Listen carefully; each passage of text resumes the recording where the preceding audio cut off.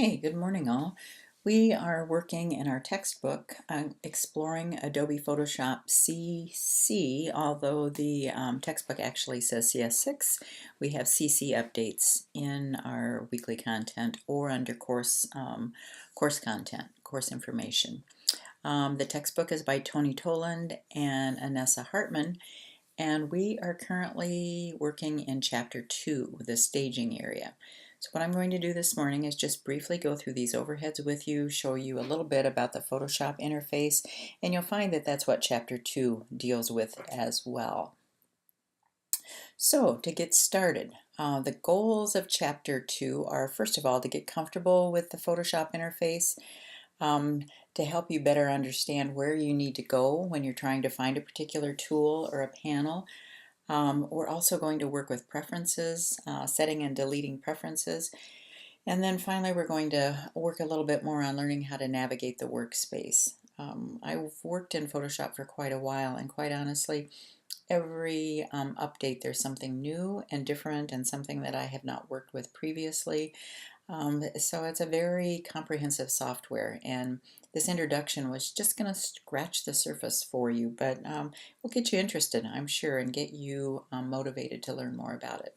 So to get started, let's take a look at the staging area, is what they call it. It's just really the Photoshop. I'll go here to do a file and new, Command or Control N, and you'll remember that this is the quick key. Stroke access rather than having to go up to the menu item.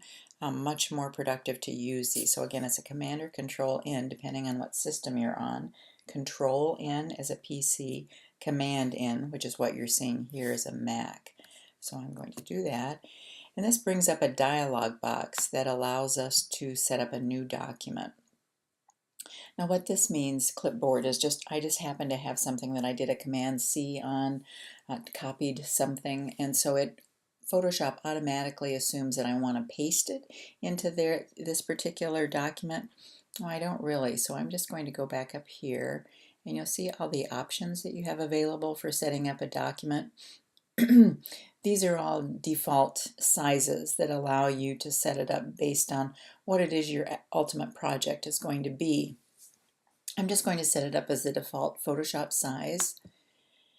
And then what happens is you'll see that the width is 7 by 5, the resolution is 300, RGB color, which is typically, this is kind of, I'm surprised it set it up like this. This must be based on a previous document setup that I had, but typically an RGB color is an online color, something that you're going to upload to use either in web content or mobile content or something to do online.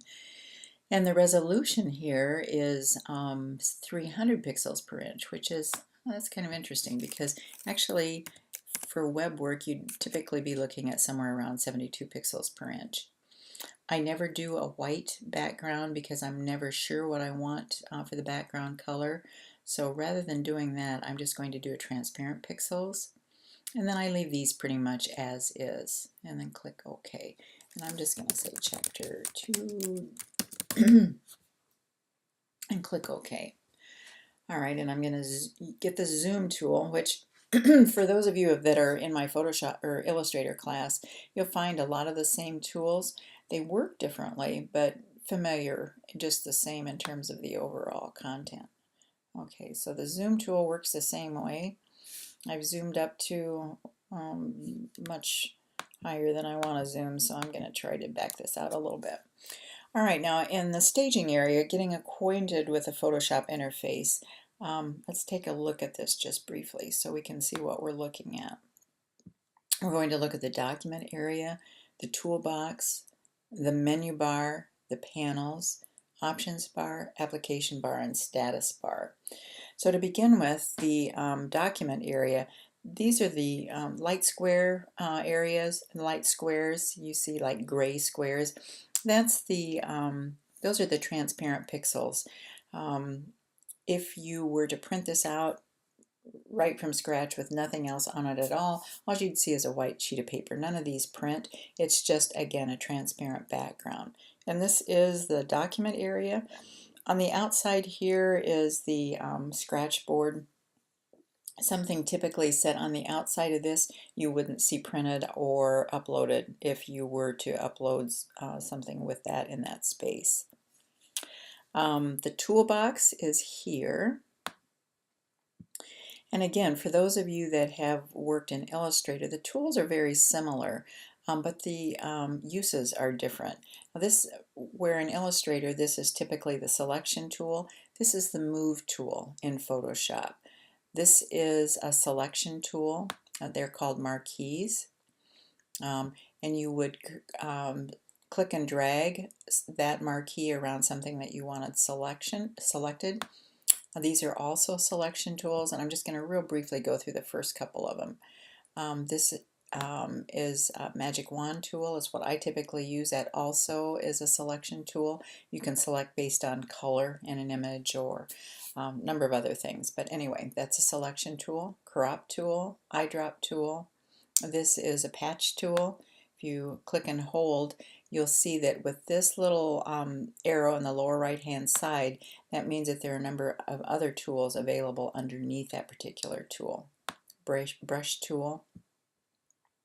And again, what I recommend is that initially, while you're getting to better understand what the software does, is just pick up some of these tools, you know, and try to play with it. You can't hurt anything.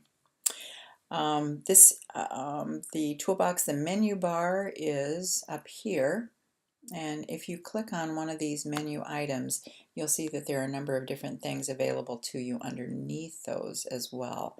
And as we mentioned when we opened up the document, you'll see the menu item as well as a quick key access code, so to speak, that tells you what you need to do to use the keyboard to select that particular menu item rather than going up to the menu to select it. The panels are over on the right hand side, and typically depending on what workspace you've selected, and here you'll see the workspace drop down menu is here. There's a number of different workspaces that, depending on what you're going to work in, brings you up a variety of different options on your panels. This is really nice because it kind of it pre-guesses, I don't know that's the correct way to say it, but it predetermines what it thinks you're going to work with based on what kind of a job this is, or what kind of an access you need to create for, application you need to create for. Now we're going to use the Essentials panel, and you'll see that these all flip right back to, there's colors and swatches, there's an adjustments layer, which is typically used quite a bit in all of the different applications that you would work with. And then the layers panel, and the layers panel is critical to Photoshop. You have to be on the right layer and in order to do anything that you want to do in Photoshop. So if it's not available, you should make sure that the layers panel is visible for you to see. Options bar is up here with the different variety of different options available to you. Let's look at this and make sure I'm telling you the right name, because sometimes I don't call them by the right name, and I don't want to confuse you while I do that. All right. Well, imagine that it doesn't even have an options bar up here, but this is basically what they're calling the control panel. I would also call it the options bar, but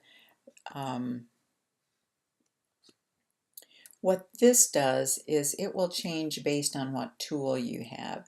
So for example, if I were going to, I have the brush tool right now, and you'll see the brush here in the left-hand corner. This will also give you a drop-down menu of different brush sizes, different brush types that you might want to use. This gives you an overall mode access, which is also available here on your layers panel. Opacity, you can change the opacity. The flow, you can change the flow. But then look, again, if I get the crop tool, for example, and you'll see how these change based on the tool that you have. There's a crop ratio, it indicates how you want to crop that image. You can manually set the crop ratio. You can use it as a straighten tool. So again, primarily you need to know that based on what tool you have, these are going to change. And that's why I call that the option bar. I think they call it oh, for heaven's sakes, I want to get over here.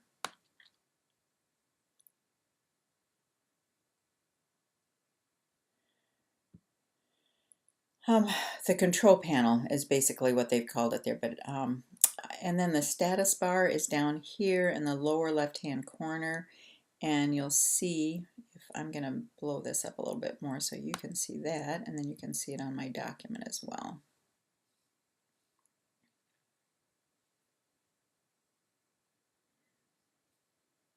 And here it is on your document.